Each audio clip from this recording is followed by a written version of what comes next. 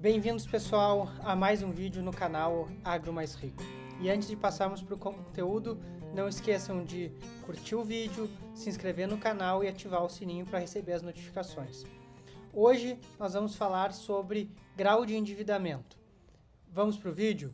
Essa semana eu conversava com um amigo sobre a questão de grau de endividamento e como é que a gente poderia analisar o grau de endividamento do negócio familiar dele. Então, primeira coisa é entender como é que a gente mede grau de endividamento. Uma das maneiras mais práticas é através do balanço, onde a gente vai calcular a dívida total sobre o patrimônio líquido ou a dívida total sobre o ativo total.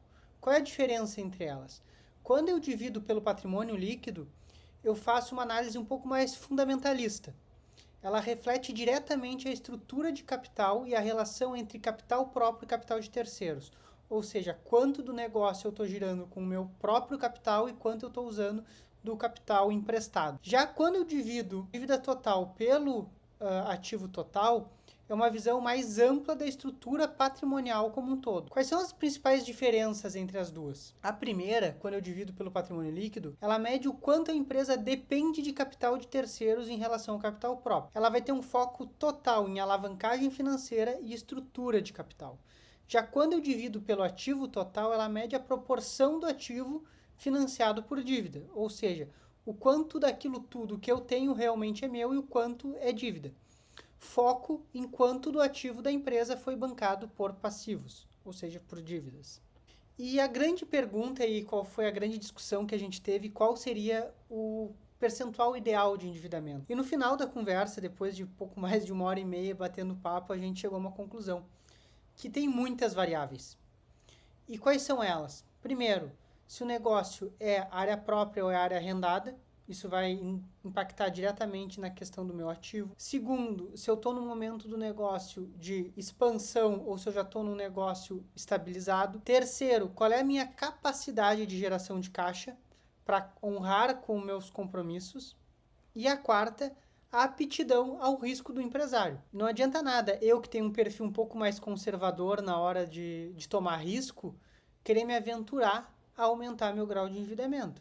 Daqui a pouco, para ele que está mais acostumado e tem uma aptidão maior ao risco, ele pode aumentar o grau de endividamento dele. Mas qual é a grande jogada e a grande mensagem aqui? É a gente pensar não simplesmente num percentual. Não existe um percentual ideal de grau de endividamento, principalmente quando a gente fala em negócios rurais. Mas sim o quão organizado o meu negócio está para honrar os compromissos que eu tenho a pagar ao médio e longo prazo. Uma pausa rápida aqui no conteúdo para dizer que já está disponível o primeiro curso de educação financeira para produtores rurais. Nele, a gente apresenta toda a estrutura base que qualquer produtor, independente do seu tamanho, independente da complexidade do seu negócio, precisa para gerir e trazer prosperidade para dentro do seu negócio. O link está aqui embaixo na descrição desse vídeo e qualquer dúvida, só deixar seu comentário que nós entramos em contato. Vamos voltar para o material. E como é que eu gosto de fazer essa análise? Eu sempre vou olhar com um olhar mais conservador e realista. Então, quando eu estiver fazendo projeções baseadas num novo investimento, num aumento de dívida, ou analisando qual é a qualidade da minha dívida, eu vou primeiro olhar um balanço operacional. Em muitos poucos casos, eu vi famílias empresárias dispostas a vender patrimônio terra para resolver um problema de passivo. Então, o que é o balanço operacional? Ele é um balanço basicamente da operação do negócio, onde eu excluo o fator terra de dentro da análise. Segundo ponto que eu vou olhar é a capacidade de geração de caixa.